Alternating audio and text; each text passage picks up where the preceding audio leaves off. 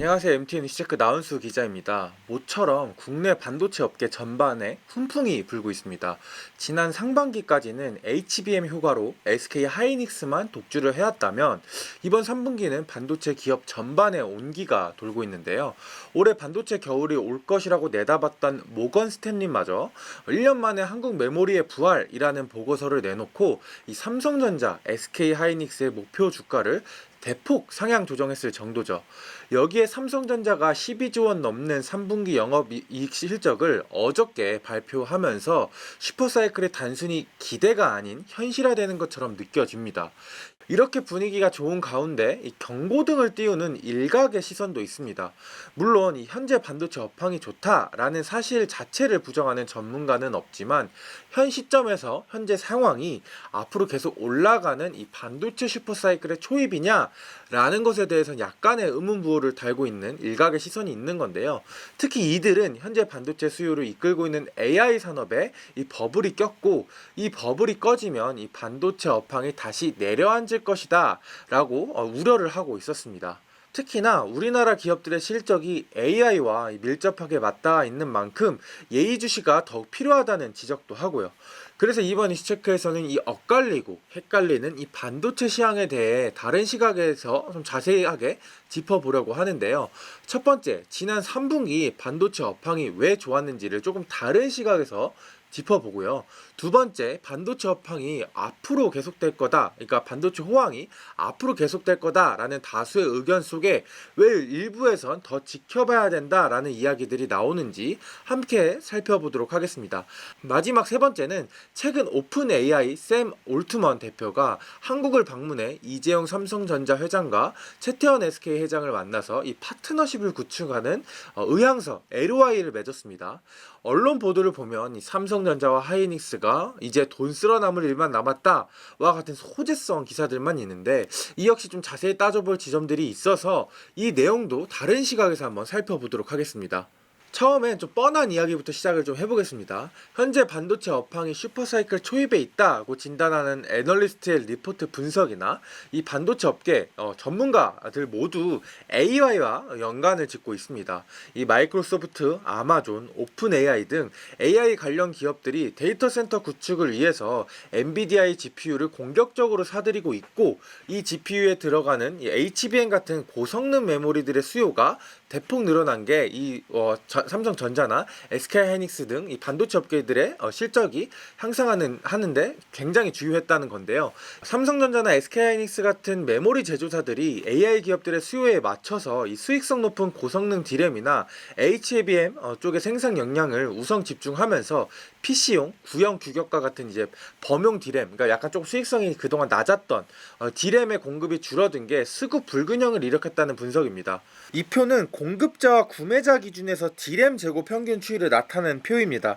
LS증권 리서치 센터에서 제가 좀 따왔고요. 이 출처는 트렌드포스입니다. 남색은 공급자 평균의 재고 평균 추이를 나타낸 거고 하늘색은 구매자 입장에서 재고 평균 추이입니다. 그러니까 수요와 공급 이렇게 나눠서 보면 되겠죠. 근데 이 그래픽을 보면은 2025년 1분기 그러니까 올해 1분기까지만 해도 공급자들이 조금 더 많은 D램 재고를 갖고 있었습니다. 그런데 2분기부터 이 상황이 역전이 되는데요. 구매자 평균의 재고 평균이 10주가 되고 공급자는 6주로 절반 가까이 줄어들었습니다. 나머지는 비슷한 수요자 입장에서는 비슷한 수준이고요. 근데 이 3분기에 이 격차가 훨씬 더 벌어졌습니다. 3주와 10주 그러니까 7주 갭이 생기다 보니까 이 과정에서 수급 불균형이 발생했다는 거죠. 이런 수급 불균형은 자연스럽게 D램의 가격 상승으로 이어진 겁니다. 그러니까 종합해보면 HBM 같은 고수익 제품은 고수익 제품대로 돈을 버는 상황에서 기존 수익성이 낮은 D램이 공급 부족으로 가격이 오르니 수익성이 개선됐다라고 볼 수 있습니다. 증권가에서는 이런 수급 불균형, 그러니까 이렇게 공급자들이 공급 부족 현상이 발생하면서 D램 가격이 올랐다라고 보는데 올해 3분기 기준으로 전분기와 비교를 했을 때 이 D램 가격이 10% 중후반대 상승했을 것으로 증권가에서는 보고 있습니다. 그런데 지난 3분기는 이 수급 불균형이 예상보다 훨씬 심한 시기였다고 합니다. 사실 이렇게 좀 계산기를 둘러보면은 이 정도 좀 공급이 부족할 거고 이 정도 수요가 발생할 거다라고 예상을 하는데 이 예상보다 훨씬 더 수요가 많았다는 거죠. 특히 수요가 예상보다 훨씬 더 큰 폭으로 뛰어서 언밸런스가 이렇게 심해졌다고 하는데 그 배경엔 바로 네오클라우드가 지목되고 있습니다. 네오클라우드는 아직 우리에게 다소 좀 생소한 개념인데요. 쉽게 말해서 AI에 필요한 각종 고성능 컴퓨팅 파워를 임대하는 비즈니스라고 이해하면 됩니다. 오픈 AI, MS, 그러니까 마이크로소프트, 아마존 등 AI 기업들이 현재 데이터 센터를 짓고 있긴 하지만 이들이 자체적으로 인프라를 구축하고 확장하는데 이 비용과 시간 측면에서 한계가 있습니다. AI 수요는 빠르게 증가하고 있는데 이 데이터 센터가 그보다 늦게 지어진다면 문제가 발생하겠죠. 그래서 이 문제를 해결해 주는 게 네오클라우드입니다. 구조를 간략하게 살펴보면 GPU를 생산하는 엔비디아, AMD로부터 네오클라우드가 GPU를 대량 이렇게 구매를 한 뒤 데이터 센터를 구축하고 마이크로소프트, 오픈 AI, 아마존 기업들에게 이 센터를 임대해서 돈을 버는 구조입니다. 일종의 AI 데이터 센터 임대업을 하는 이런 개념이 새롭게 나타난 거죠. 그러니까 새로운 비즈니스가 생겨난 거죠. 이 외에도 이 빅테크 기업들이 네오클라우드를 이용하면서 발생하는 장점은 크게 세 가지 정도 됩니다. 일단 앞서 언급한 것처럼 당연히 데이터 센터를 직접 짓는 게 아니다 보니 그 빅테크 AI 빅테크 기업 입장에서는 비용적인 절감을 분명히 할 수 있을 것으로 보이고요. 두 번째는 전력 문제를 빅테크 기업보다 더 잘 해결할 수 있다는 겁니다. 이 데이터 센터 구축 과정에서 중요한 것 중에 하나가 안정적인 전력을 확보하는 일인데요. 이 빅테크 기업이 데이터 센터를 지으려면 새롭게 지어야 하기 때문에 이 전력을 이게 끌어쓰는, 그러니까 전력 확보에 어려움이 있다고 합니다. 이에 반해 네오클라우드 기업은 기존 비트코인 채굴 시설에서 이 데이터 센터를 개조를 해서 짓는 거라서 이미 전력 확보를 하고 있는 상황이라서 이 문제에 대해서 큰 문제가 없다고 합니다. 이 마지막 세 번째는 아무래도 이 전문 역량에서 네오클라우드가 이제 빅테크 기존의 AI 빅테크 기업보다 낫다는 평가입니다. AI 칩을 어떻게 활용하느냐에 따라서 성능이 이렇게 천차만별인데 아무래도 데이터 센터를 전문으로 하는 네오클라우드가 이런 활용도 면에서 한 수 이일 수밖에 없겠죠. 이 효율성 측면에서 훨씬 좋을 수밖에 없습니다. 현재 네오클라우드 사업을 하는 곳은 오라클, 코어이브, 네비우스 등 이 기존 기업에 현재도 계속해서 신생 기업들이 생겨나는 중이라고 합니다. 특히 지난 9월에 AI 기업들과 네오클라우드 기업 간의 동맹이 잦았다고 하는데요. 지난 9월이라고 하면 이 3분기를 말하는 거겠죠. RF는 지난 9월에만 있었던 AI 기업과 빅테크 AI 기업과 네오클라우드 간의 주요 계약 내용인데요. 네비우스는 마이크로소프트와 174억 달러, 그러니까 하나 약 25조 원 계약을 체결했고 오라클은 오픈 AI와 5년간 3천억 규모의 계약을 맺었습니다. 이 다른 기업들도 조단위 계약을 맺는 등 AI 기업과 네오클라우드 기업 간의 합종 연행이 9월에 유독 많았습니다. 이렇게 수주가 연이어 나오다 보니 예상치 못한 새로운 AI 반도체 수요들이 나왔고 이번 3분기 공급 불균형이 더욱더 심해졌다는 분석입니다. 네오클라우드가 앞으로 AI 관련 칩을 더 공격적으로 사들일 것으로도 예상이 됩니다. 화면에 떠있는 표는 네오클라우드의 카펙스 추이와 전망표입니다. 특히 올해 카펙스 비용이 553억 달러로 약 80조 원, 그러니까 80조 원인데 이는 전년 동기 대비 171% 증가한 수준인데요. 물론 AI 빅테크 기업과 비교하면 그 규모가 6분의 1 수준으로 크진 않습니다. 그런데 하지만 앞서 말했던 것처럼 예상치 못한 수요, 그리고 초과 수요라는 점에서 봤을 땐 이 카펙스 비용이 굉장히 큰 규모라고 할 수 있습니다. 내년에도 카펙스 비용이 20% 가까이 증가할 것으로 예상되는데 예상 수치보다 웃돌 가능성도 있습니다. 최근에는 엔비디아가 의도적으로 네오클라우드를 밀어주고 있기 때문인데요. AI 빅테크 기업들이 엔비디아 의존도를 낮추기 위해 자체 AI 칩 사용을 확대하려는 움직임을 보이자 엔비디아가 네오클라우드에 우선적으로 GPU를 공급하면서 이 영향력을 유지하고 있다는 분석입니다. 엔비디아가 네오클라우드에 칩을 몰아주면 AI 빅테크 기업들이 클라우드 센터 인프라 구축에 애를 먹게 되고, 이렇게 네오클라우드를 이용할 수밖에 없는 구조를 만들어서 엔비디아 GPU를 쓸 수밖에 없게, 그러니까 엔비디아 영향력을 유지하겠다라는 거죠. 그래서 현재 엔비디아가 직접 네오클라우드 기업에 지분을 투자하는 이런 혈맹 구조를 만들어가는 협종 연행도 계속 연이어서 발생하고 있습니다. 지금까지 단순히 수급 불균형이 아닌 이번 3분기 초과 수요는 AI 칩의 새로운 수요처 네오클라우드에서 발생했고, 앞으로도 빅테크 AI 기업들의 반도체 수요와는 별개로 이 분야, 그러니까 네오클라우드 분야에서도 계속해서 수요가 생길 수 있다는 점을 좀 살펴봤습니다. 지금까지 보면 앞으로도 반도체 수요가 계속 우상향할 것처럼 보입니다. 실제 많은 전문가들이 반도체 슈퍼사이클 초입이다라는 분석을 내놓기도 하고요. 이런 의견들이 다수긴 하지만 일각에선 이런 수요가 계속될 수 있느냐에 대한 회의론도 나오고 있어서 어떤 근거로 이런 주장을 하는지도 좀 살펴보겠습니다. 회의론자들은 공통적으로 현재 AI 산업에 거품이 껴있다라고 보는 중입니다. AI 자체의 성장성엔 이견이 없지만 이 투자 과정에서 거품이 꼈다는 거죠. 일단 한번 표를 볼까요? 대표적인 예로 엔비디아와 빅테크 AI 기업 간 투자 과정을 한번 보겠습니다. 엔비디아는 지난달 오픈 AI에 1,000억 달러를 투자를 발표했습니다. 물론 140조 원 이 투자가 한 번에 이뤄지진 않고, 오픈 AI가 인프라를 구축할 때마다 단계적으로 투자가 진행될 예정이긴 하지만, 이 구조를 보면 이렇게 1,000억 달러를 투자를 한 돈을 가지고 오픈 AI가 엔비디아의 GPU를 이렇게 구매를 합니다. 이 과정에서 GPU를 사면 엔비디아 입장에서는 매출은 늘어나겠지만 사실상 투자한 돈이 다시 들어오는 것이므로 이 과정이 순환 거래인 것 아니냐는 지적입니다. 앞서 설명한 네오클라우드 기업들도 마찬가지입니다.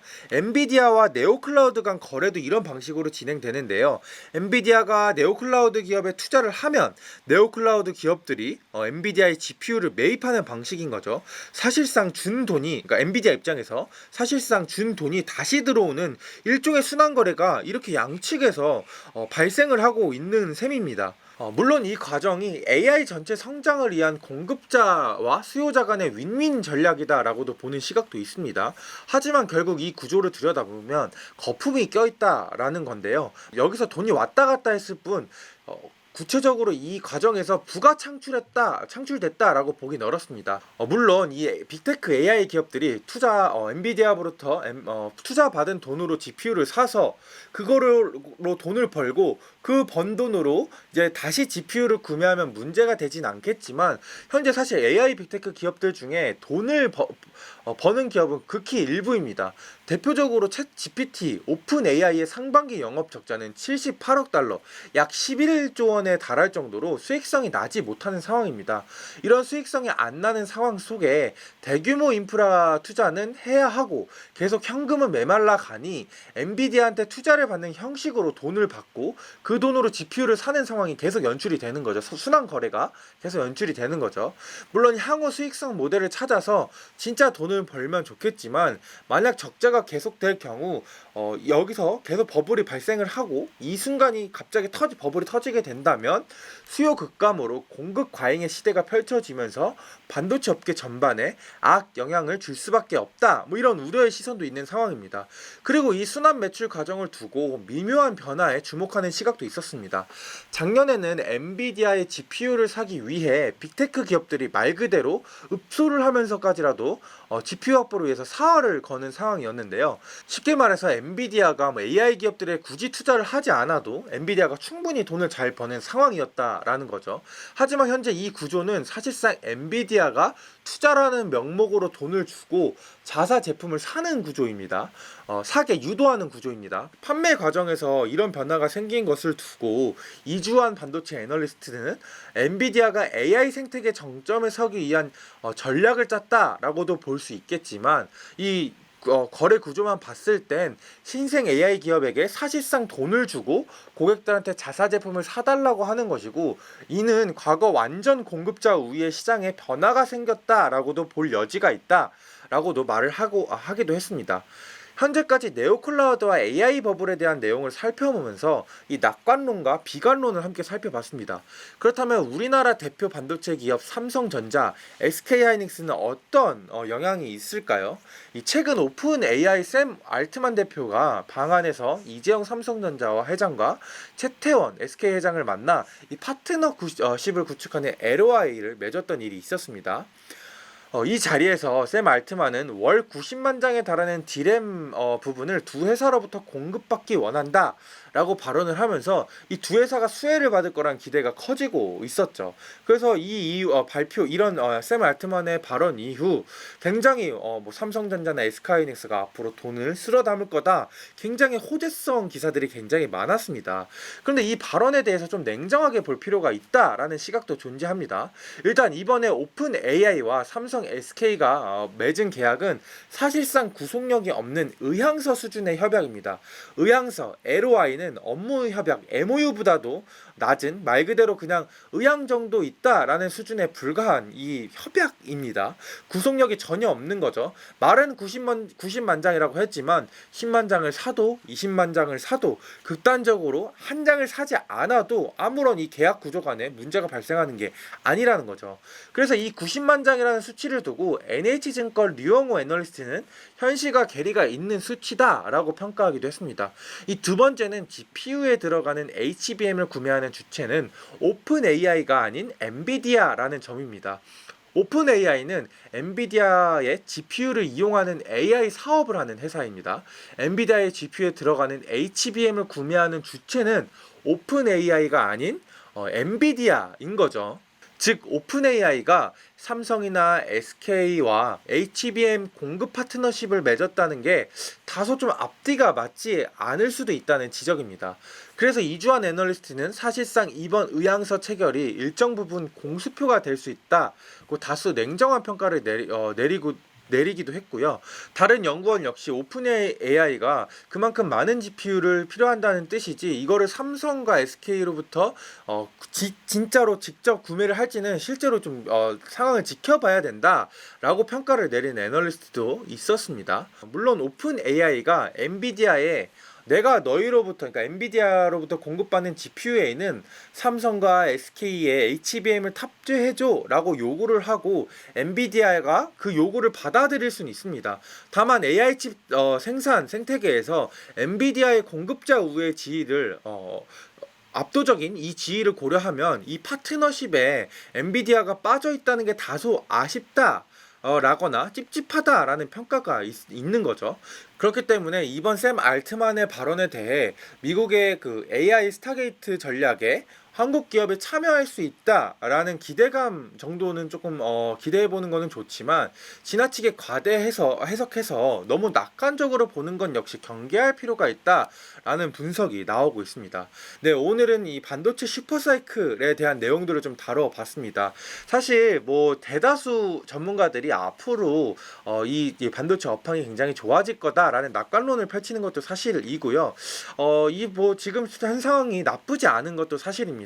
사실 이번에 근데 제가 이런 주제를 조금 가져와 본 건 그럼에도 불구하고 이런 여지들, 좀 이런 우려 리스크들이 있으니 투자자분들이나 이 지금 컨텐츠를 보시는 분들이 좀 참고했으면 좋겠다라는 내용 차원에서 좀 준비를 했으니까 이런 낙관적인 론과 조금의 이런 일부에서 이런 비관적인 론도 있다라는 내용 정도 좀 알고 가셨으면 좋겠습니다.